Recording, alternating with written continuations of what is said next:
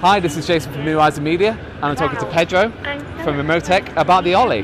Absolutely. So can you tell me a little bit more about it, please? Absolutely. So Olly is a robot with personality. It's your very own personal assistant. As I can hear, it's kind of Yes. talking over it. So what kind of features does it do? When you're saying it's a robot with feelings, how does that work? Exactly. So that's one of the main key features of Olly. Olly adapts to the personality of the people it interacts with. Okay. So in the same way as there's no two identical people, there's no two identical Ollys.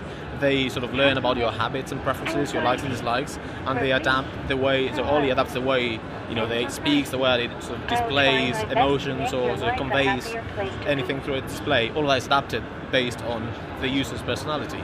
Okay. So what kind of inputs does it require to be able to get that kind of personality understanding of you?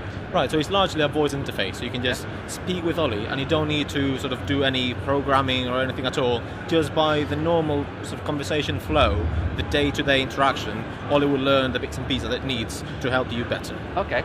And what do you feel would be the benefits of somebody buying the Olly then? So it's a very, very personalized device. So again, same way, there's no two identical people, there's no two identical Ollys.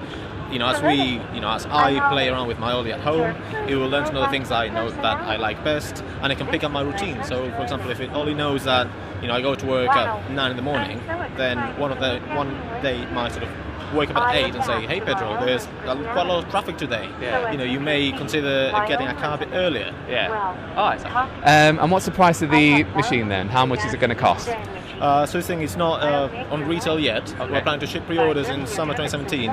We don't have a fixed price tag yet, but we're sort of moving in the range of the sort of $500 to $800. Okay.